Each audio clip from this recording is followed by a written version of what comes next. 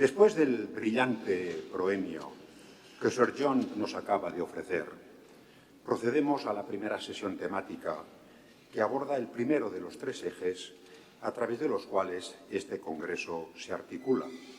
Según reza el programa, Felipe III y la reflexión sobre la monarquía.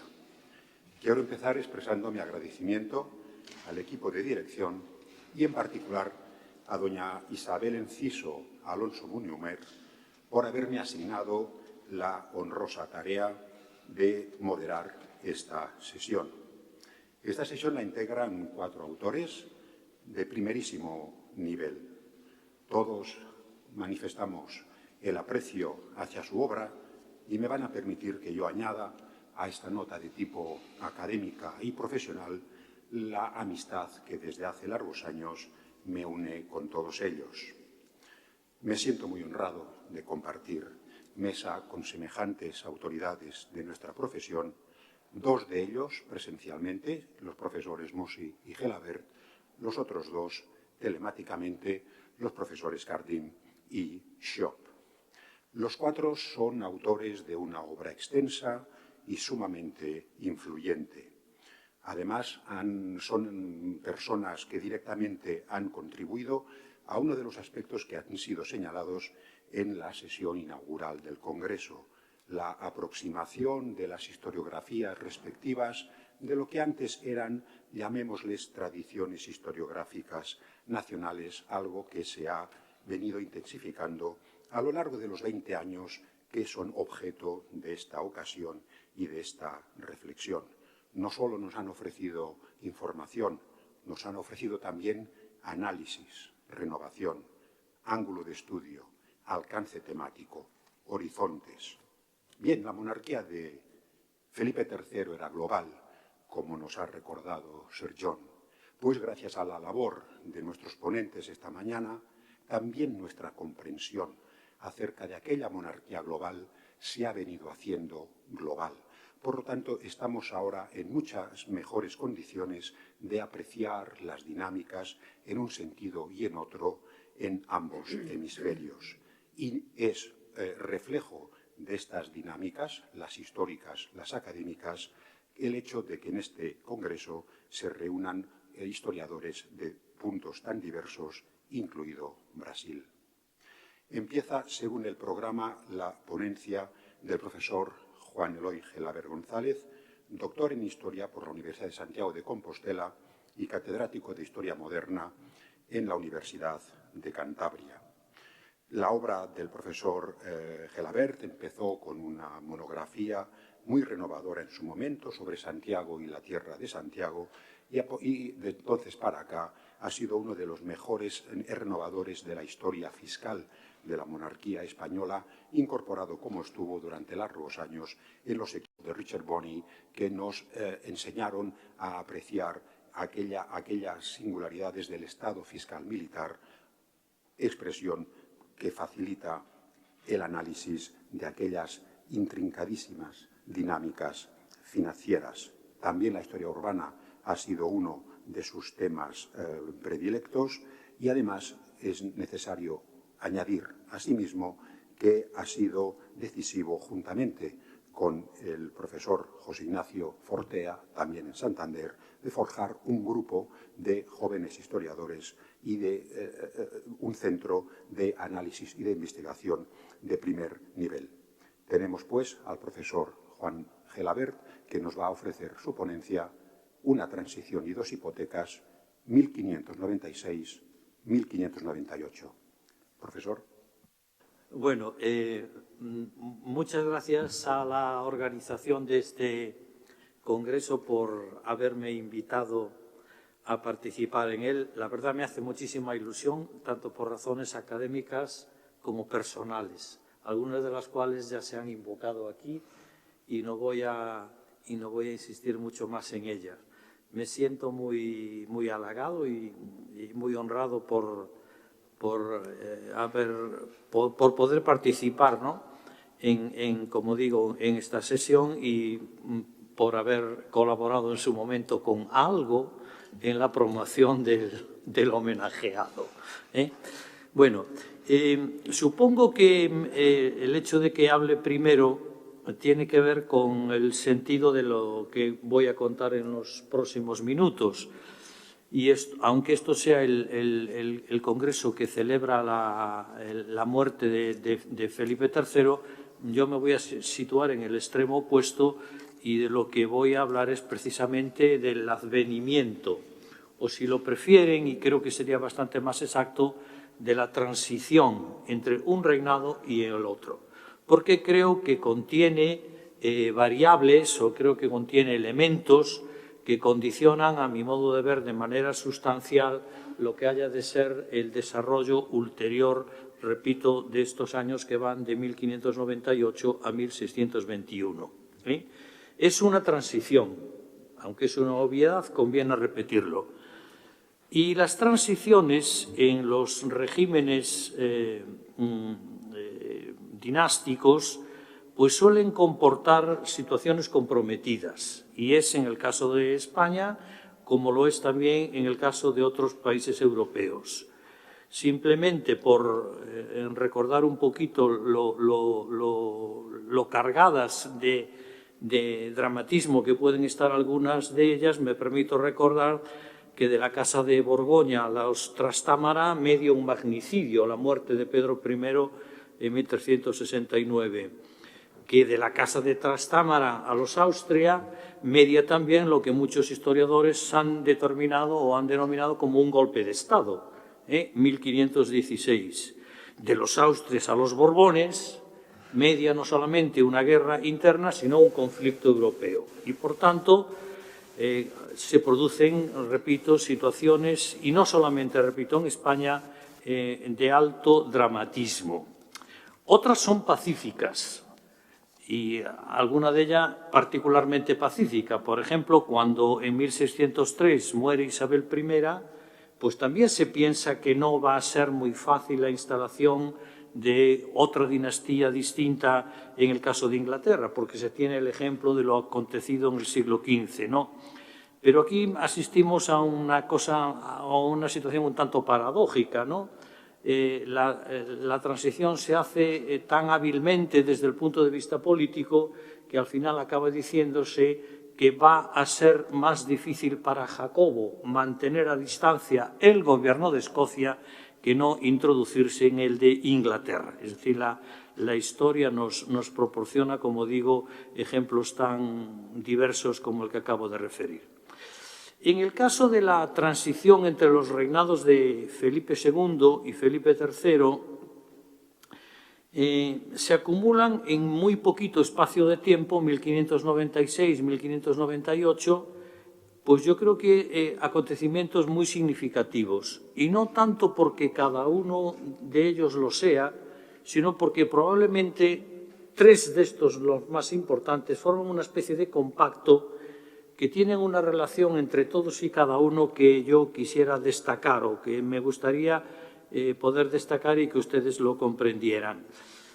En primer lugar, el reinado se inaugura con la herencia de una suspensión de pagos por parte de la monarquía.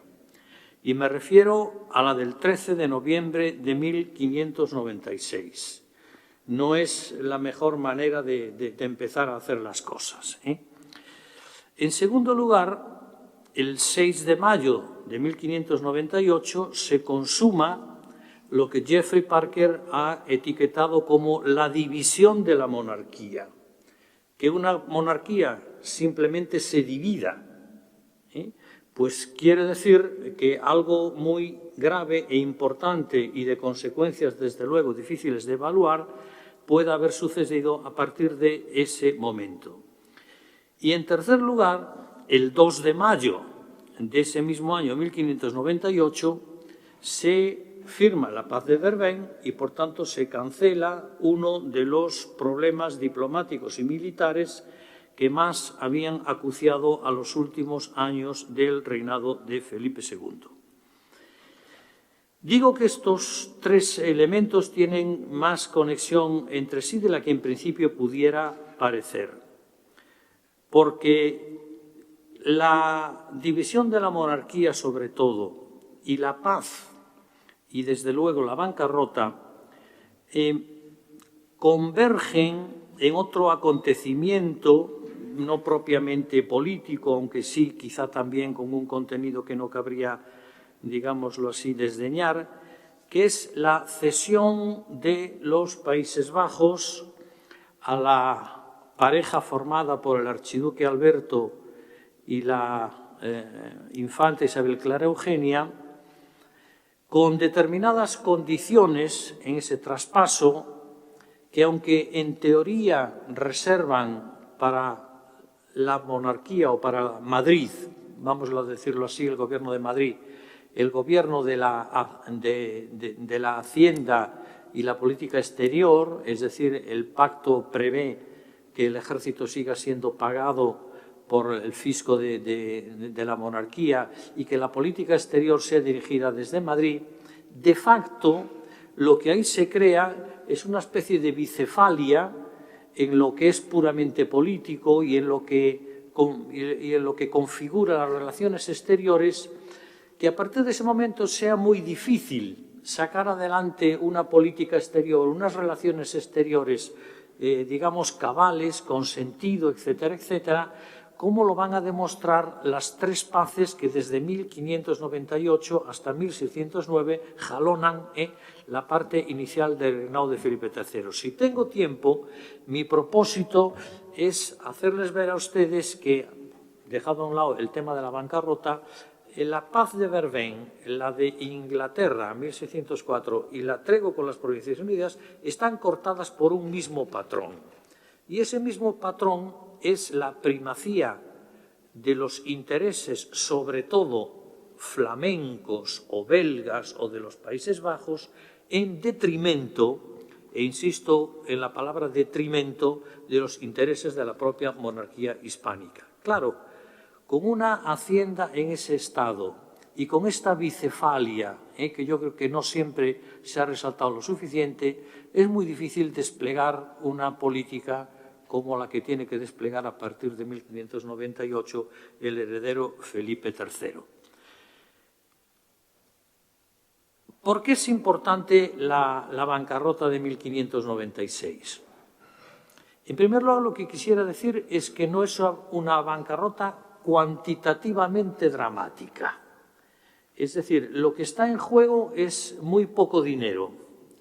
Es decir, se ha evaluado cuánto podía ser en aquel momento lo que se queda en el aire, lo que se queda sin pagar, y las cantidades oscilan entre 5,4 y 7,8 millones de ducados. Eso, comparado con la del año 75, sin ir más lejos, es aproximadamente la mitad.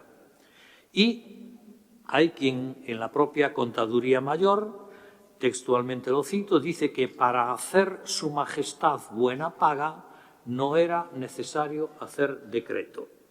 Por tanto, el decreto parece haber tenido, el decreto de suspensión, más una dimensión política, que después aclararé, que una dimensión contable o puramente fiscal. Eso por una parte. Y por la otra, quisiera decir también que la manera en la cual finalmente se desenvuelve la bancarrota, a través de eso que llamamos los medios generales, es decir, la manera en la cual se sustancia el pago de la deuda pendiente con los banqueros, se hace de manera que niega por completo para el futuro la posibilidad de que la monarquía siga pidiendo prestado, porque absolutamente todos sus recursos ordinarios quedan consignados al pago de la deuda.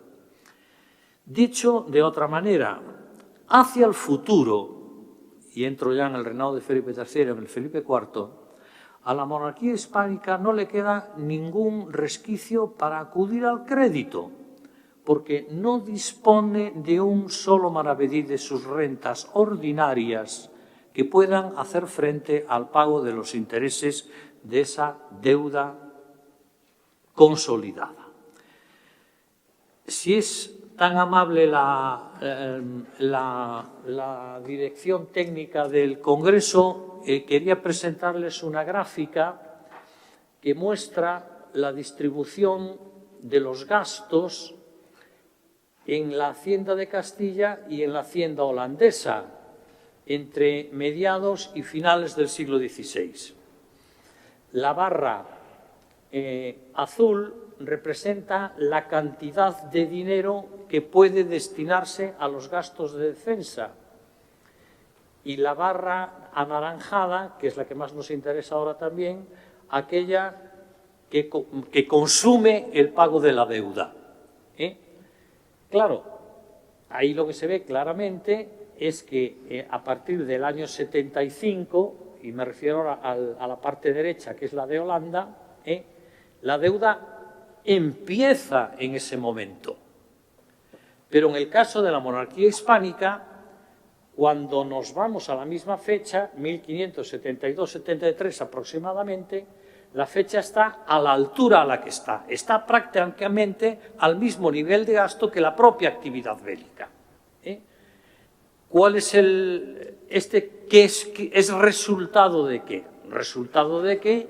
De que la carrera por la supremacía, digámoslo así, en el escenario europeo, ha empezado en la monarquía hispánica 70 años antes de lo que en este momento es nuestro principal competidor.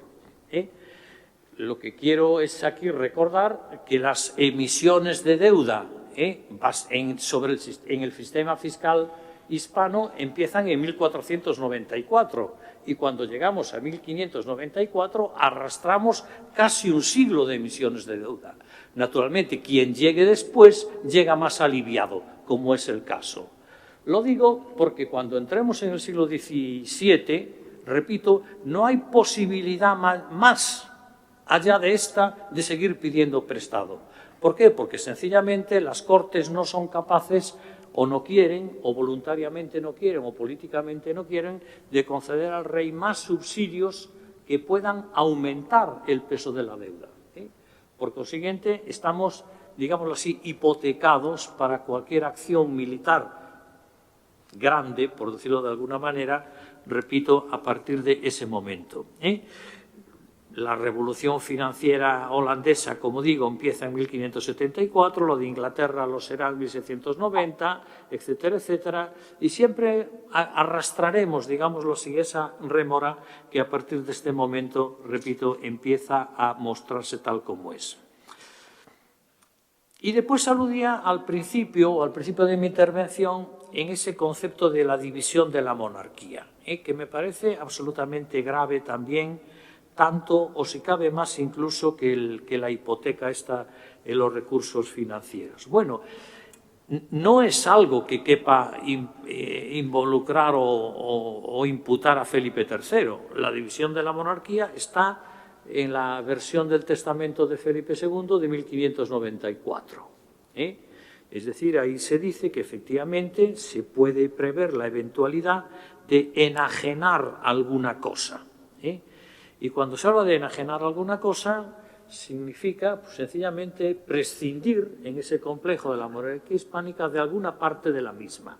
No es la primera vez que se plantean situaciones de este tipo, ya se hizo en tiempo de Carlos V, y ahora la pieza a separar es precisamente los Países Bajos, a propósito de los dudosos resultados de una involucración en ese conflicto que viene produciendo desde 1567. ¿De acuerdo? Bueno, pues esto que ha estado en el candelero durante mucho tiempo y se ha reflexionado muchísimo sobre ello, etcétera, etcétera, tiene lugar en los primeros días del mes de mayo de 1598, cristalizando con esta decisión la decisión de Felipe II de desprender los Países Bajos del complejo de la monarquía hispánica, eso es lo que Parker llama la división de la monarquía, haciendo que los Países Bajos sean la dote de un matrimonio en el cual Isabel Clara Eugenia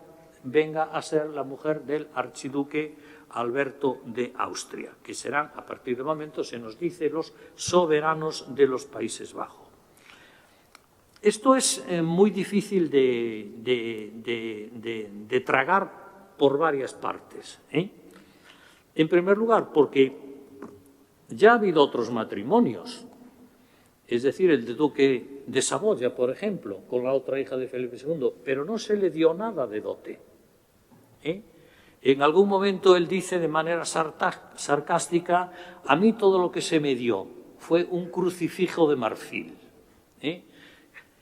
Pero es que además los Países Bajos fueron ofrecidos también al antecesor de Ernesto, perdón, al antecesor de Alberto, a Ernesto, que naturalmente fallece en el 95 y deja colgada la mano de la princesa o de la infanta.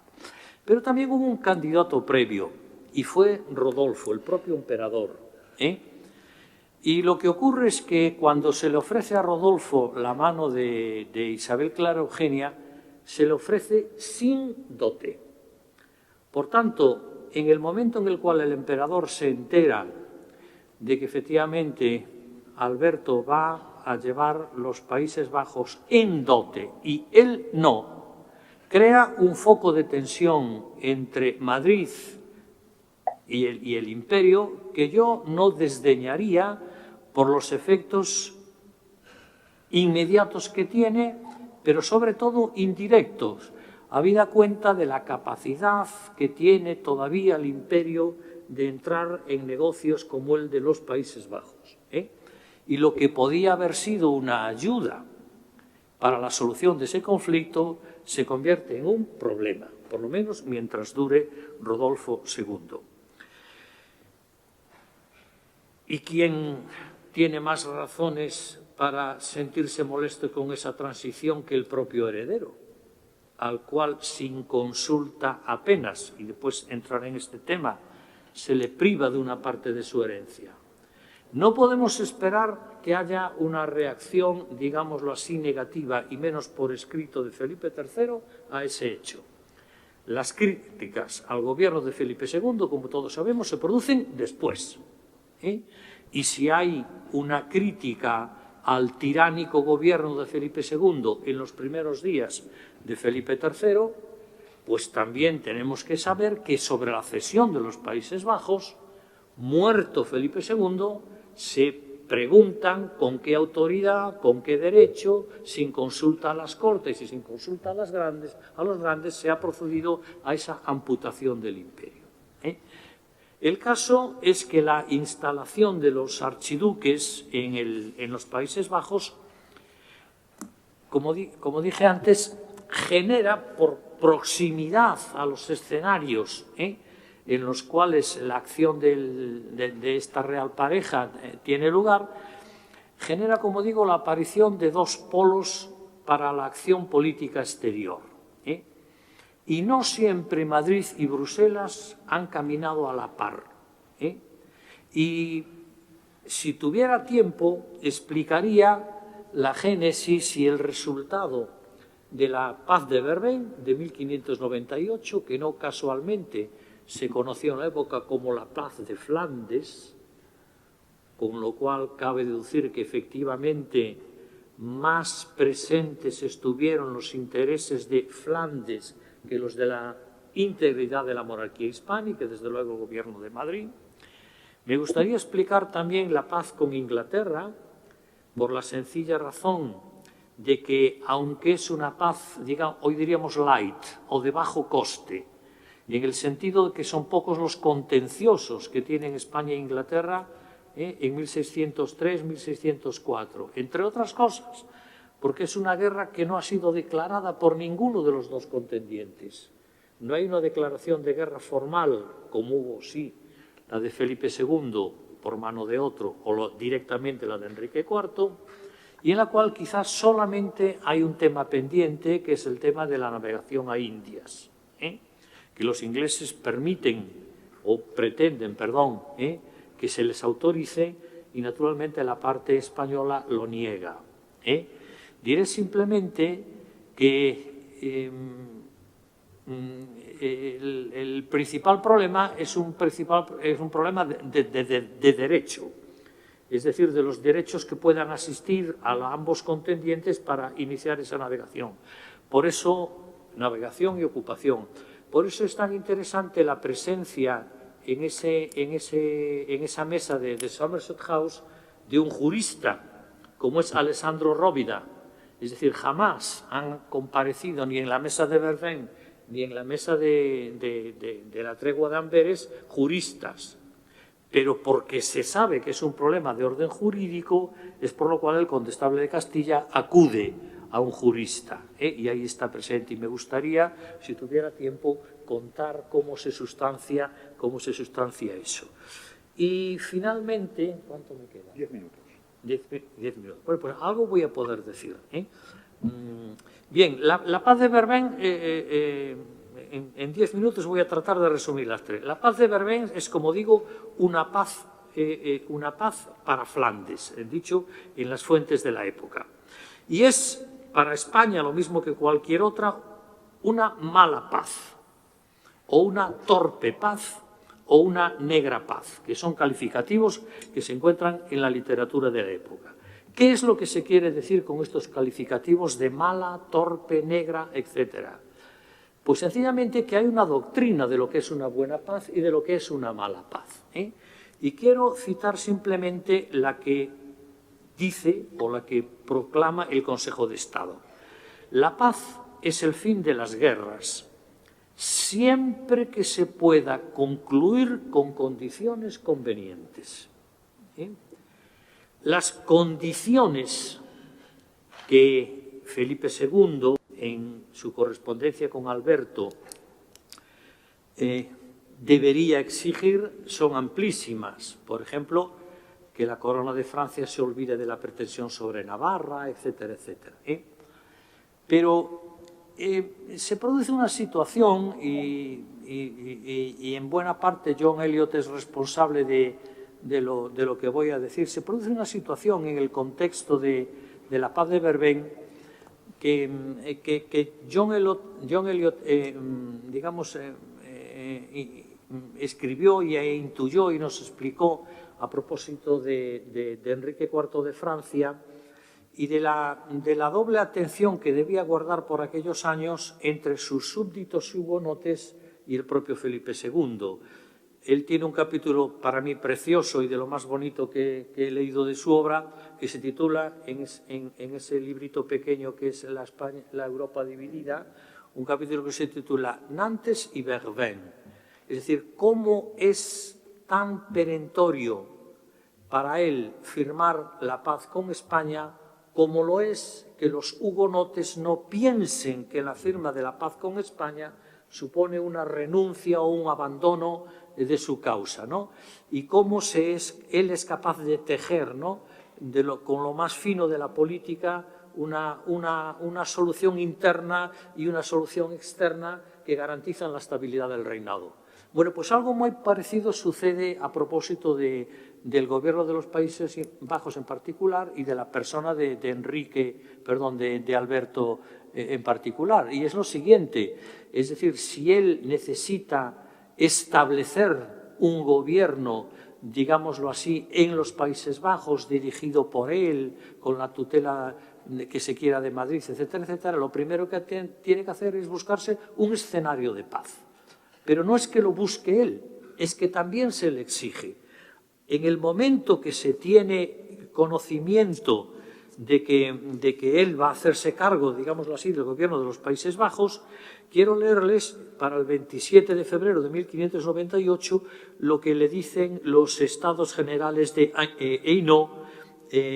Vuestra Alteza, le dice, debería recurrir rectificando con humildad a cualquier medio a fin de sondear las intenciones del rey de Francia, la reina de Inglaterra y los holandeses para poner fin de una vez por todas a esta larga y desdichada guerra. Es decir, sus propios súbditos le exigen, rectificando con humildad, que haga la paz con sus principales vecinos. Es algo que interesa a los propios Países Bajos, pero es algo que le interesa a él mismo. Y hay infinitud de testimonios, digámoslo así, en el trámite de la negociación, en los cuales se trufa Como digo, pues eso, el interés personal, el interés de los propios Países Bajos. Recuérdese que el archiduque es de momento un hombre de iglesia y la paz ha sido propiciada por el propio papado. Y hay un párrafo que quisiera leer de una carta al duque de Sesa, el que dice él. Él le ha asegurado al enviado del Papa el engaño. Dice, no, es que la paz de Verben es una paz que solo le interesa a él. Y dice, no, él le ha asegurado el engaño que en esto se recibe, porque cuando se atravesara en ello, la paz, algún interés mío, importando lo que se ve al bien público y siendo aquella voluntad de su santidad y del Rey nuestro Señor, como lo es, pospusiera cualquier interés mío a trueque de que se cumpla su intento, cuanto más que a mí no me puede estar bien sino esta paz para lo que se pueda ofrecer. Es decir, hay un momento en el cual se cruzan determinados intereses, y entre ellos el suyo, que hacen que esta paz deba ir adelante por su mano. Diría que contra el criterio o la intención de Felipe II, porque, como después contará el cronista Herrera, dice él en una frase de esas lapidarias, España ganó la guerra y perdió la negociación, porque efectivamente el saldo de esa negociación es que todas aquellas adquisiciones territoriales que se han hecho sobre suelo de Francia, y alguna de ellas importantísima, como es por ejemplo la plaza de Calais, recuérdese que Calais interesa a las Provincias Unidas, interesa a Inglaterra e interesa a Francia, se cede contra la voluntad de Felipe II y a través de un mecanismo que no tengo mucho tiempo de explicar, que es que el archiduque tiene por costumbre primero acudir a lo que los franceses denominan el fait accompli. Primero tomamos las decisiones y después pedimos permiso. Eso pasa en 1598, eso pasa en 1607 y en 1609, y eso pasa en alguna manera también en 1604. Y con esto casi voy a terminar. No, leyendo un párrafo para que se vea cómo es la manera de trabajar de Alberto, y cómo soslaya siempre y deja a un lado el interés, llamémoslo así, general en función del suyo. Cuando se presenta la oportunidad de hacer la paz con Inglaterra, recuerdo que en el texto ese de los Estados Generales de Hainaut, pues se le estimulaba también a hacerla. Cuando se presenta la oportunidad, escribe él a Felipe III. 15 de abril, la reina ha muerto en marzo, si mal no recuerdo, 24 de marzo. El 15 de abril le escribe a Felipe III. Considerando lo que importa para el bien común, tenerle por amigo, se refiere a Jacobo I, como él ha profesado serlo hasta ahora de vuestra majestad y nuestro, ya tiene tela llamar amigo a un calvinista, ¿no? Y los vasallos de unos y otros han sido recibidos y admitidos recíprocamente en los reinos y estados de los unos y de los otros, se refiere a Escocia y España. Y puede él echar ver, Jacobo, que queremos continuar esta amistad con él, aunque suceda en la corona de Inglaterra, con cuya reina se tenía guerra abierta, he resuelto, tras haber conferido largamente sobre la calidad del negocio, con parecer de los que más fundadamente me han podido dar aquí consejo en ello, es decir, él decide y él toma consejo en Bruselas, de lo que viene a continuación. Así ingleses como de otras,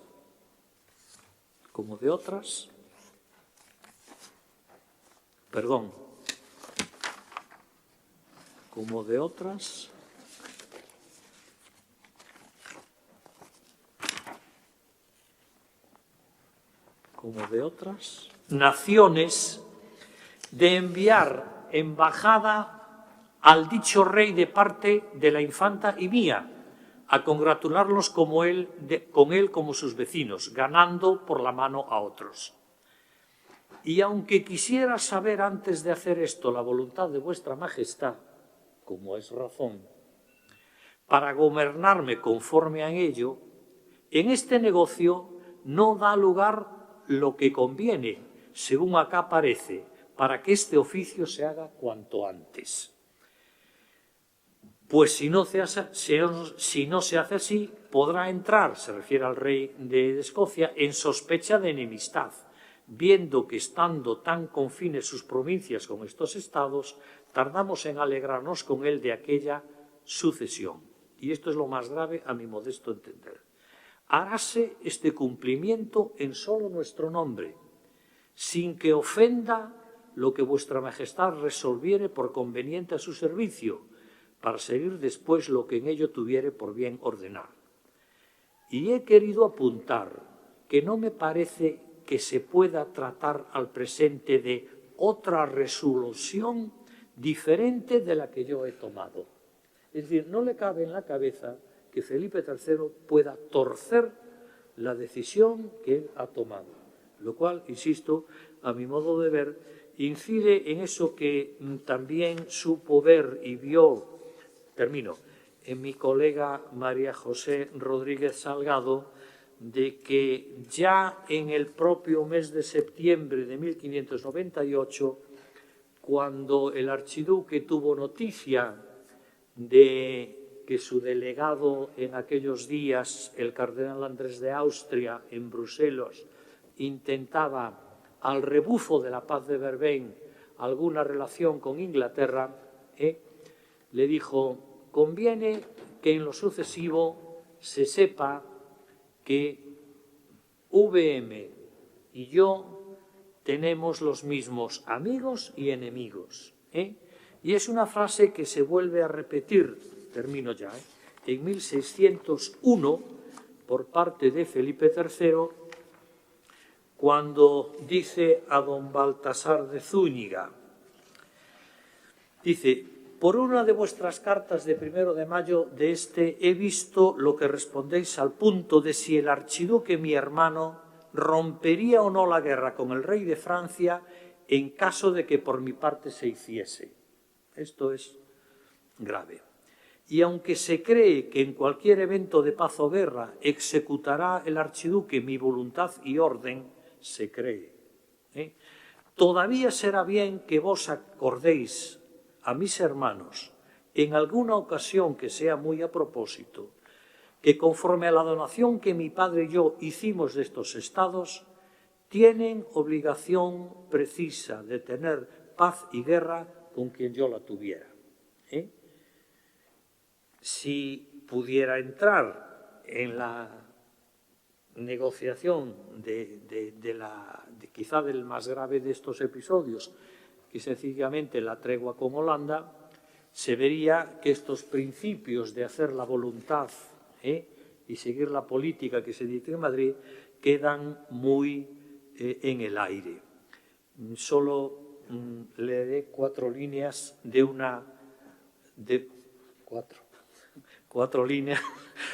una carta del marqués de Guadaleste, don Pedro de Toledo, al propio archiduque, cuando se entera de que efectivamente en el documento preliminar de suspensión de hostilidades a las provincias unidas se les hace libres. Y le dice lo siguiente: la soberanía por una hora quita a su majestad todo cuanto le puede quitar, y en todo contradice su alteza en hacer esto la última e inconmutable voluntad que su majestad ha declarado. Dios nos tenga de su mano, que, cual quedo, no lo puedo explicar ni sé palabras con que encarecer mi tristeza. Malo he estado, y no sé si dije que no deseo vida si con ella he de ver esto. Termine diciendo: lo que mal empieza, mal termina. Nada más, muchas gracias.